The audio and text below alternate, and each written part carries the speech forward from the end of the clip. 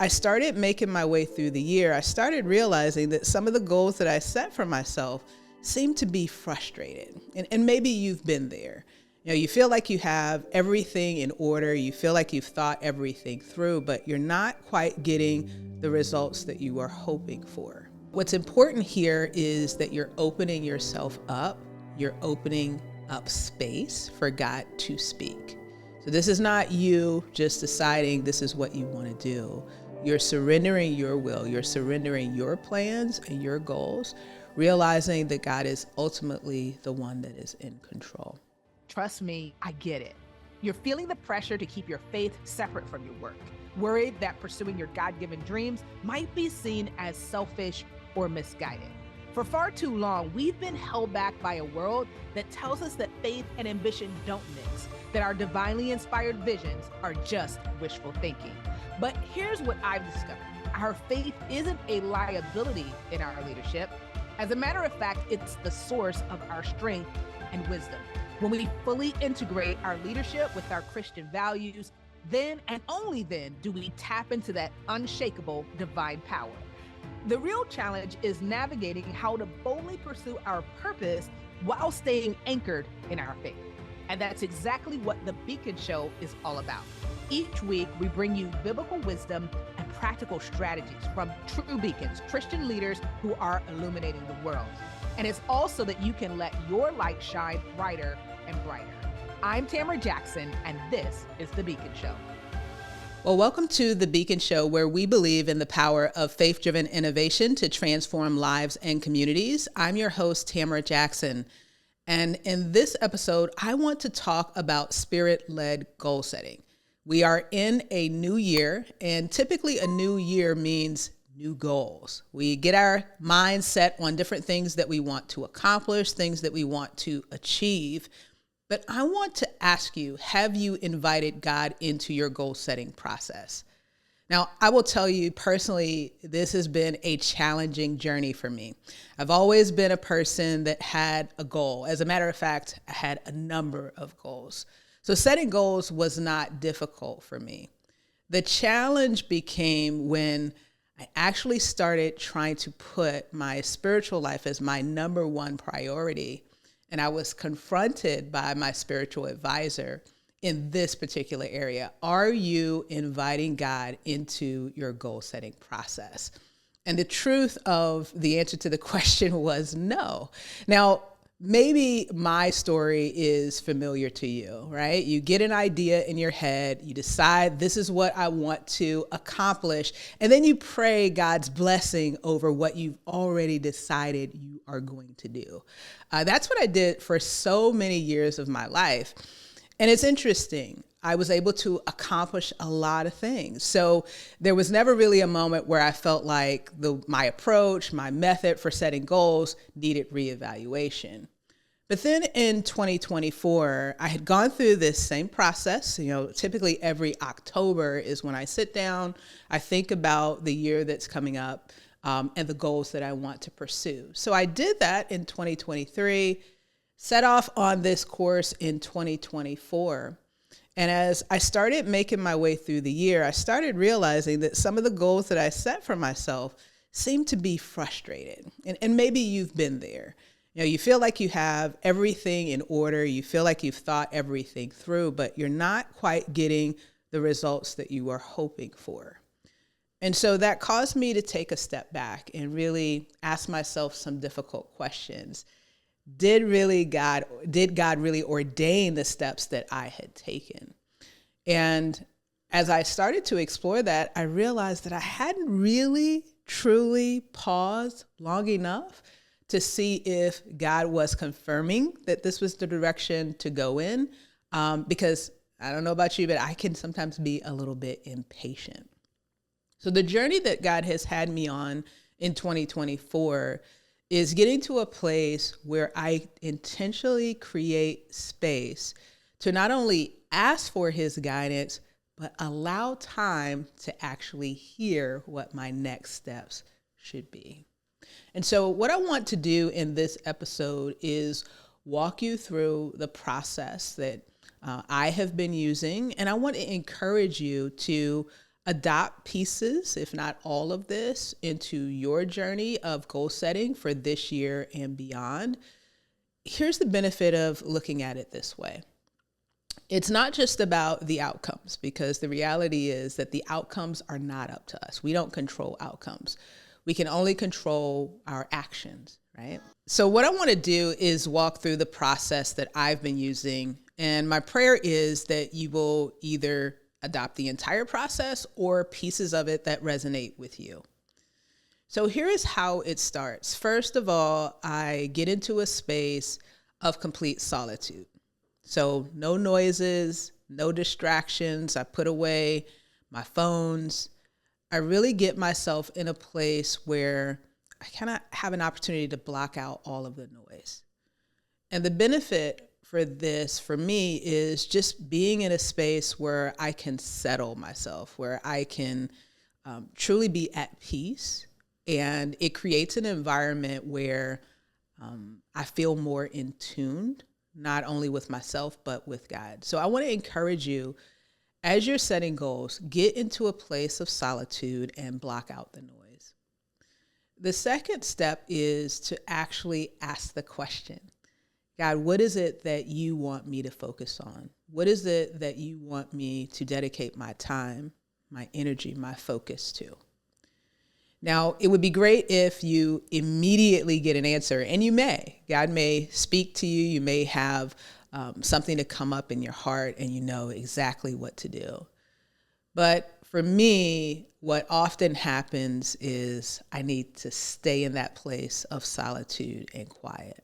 I hope you've enjoyed this episode of The Beacon Show. You know, there are others like you that need encouragement in their journey as they are pursuing what God has called them to. And one step that you can take to help ensure that they receive the support they need is to rate and review. It only takes a few seconds, and it can make an eternal difference. You know how important it is to have someone in your corner that believes in you and wants to see you succeed. So take a moment to rate and review today. I need to allow time for God to speak. And I will tell you that sometimes it doesn't even happen in that exact moment. Sometimes it takes days or even weeks before I get that answer. But what's important here is that you're opening yourself up. You're opening up space for God to speak. So this is not you just deciding this is what you want to do. You're surrendering your will. You're surrendering your plans and your goals, realizing that God is ultimately the one that is in control. So what do you do if you don't get an immediate answer? Well, here's what I would encourage you to do. I would encourage you to spend some time in study.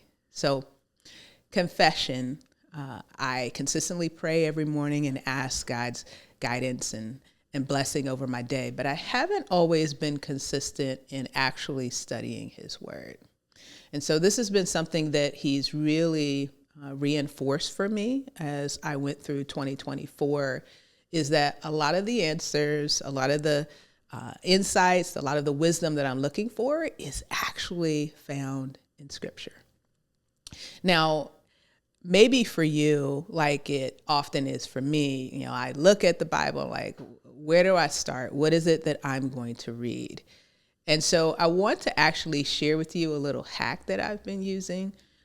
If you're not sure what to study in relation to the particular challenges that you're up against in your life or in your business, or maybe you're battling fear, anxiety, worry, or maybe there are some personal challenges in your life, I want to encourage you to use the tools of our time. So one of the things that I love to do when I'm going to devote time to Bible study is actually use ChatGPT. Now that might sound crazy, like why are you going to use AI when you're studying the Bible? Well, I found that it's actually really, really helpful. So if I'm looking for advice on how to lead my team, so I want to be a better leader, I can give ChatGPT the instruction. Find me some biblical examples of good leadership of a team. I want to actually look at what Scripture has to say about this. And you would be surprised at how good of a job ChatGPT does at finding scriptures that tie directly into the thing that you're focusing on. So maybe, an area of growth for you is leadership, or maybe an area of growth for you is stewardship.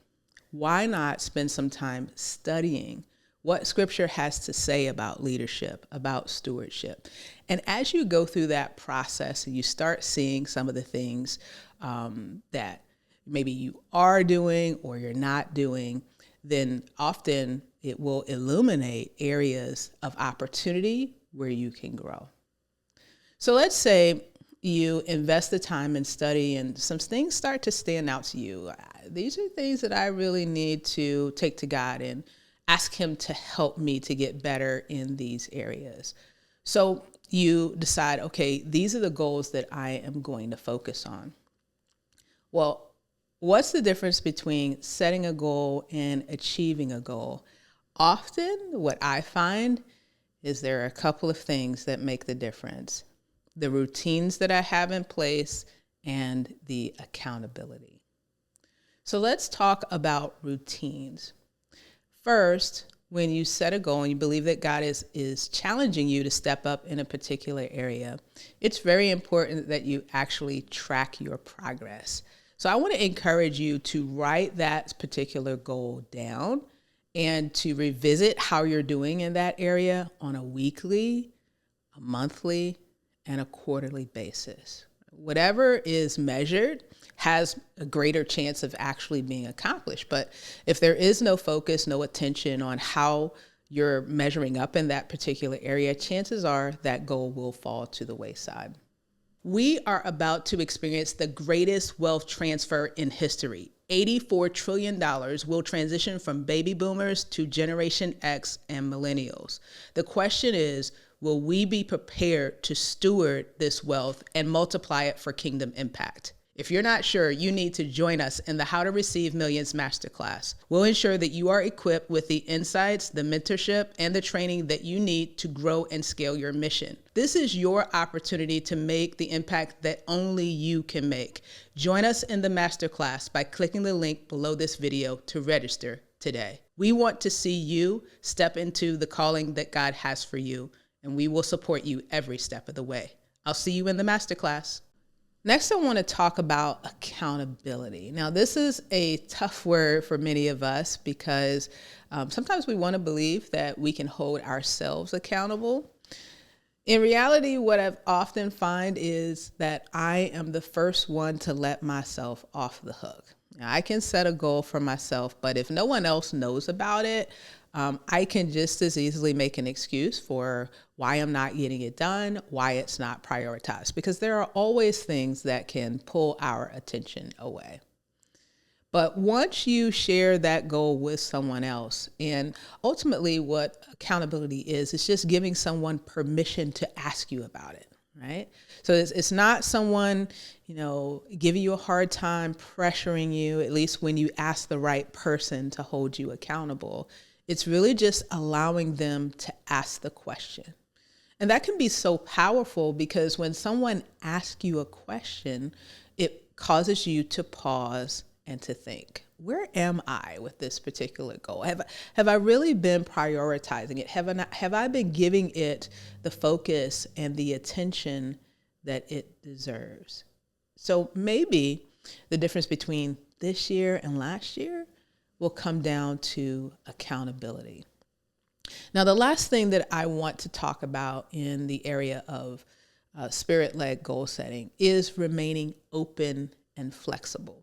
So one of the things that I have seen in my journey as I have worked to embrace this process is it's iterative. Like everything doesn't come to you in the very beginning. Sometimes God will take you on a journey and you're taking step one. You're gathering more information as you move along. And then now you need to make step two. And then now that you have new information, you're connecting with new people. Maybe you have different ideas and insights. So it's okay if things don't come together all at once.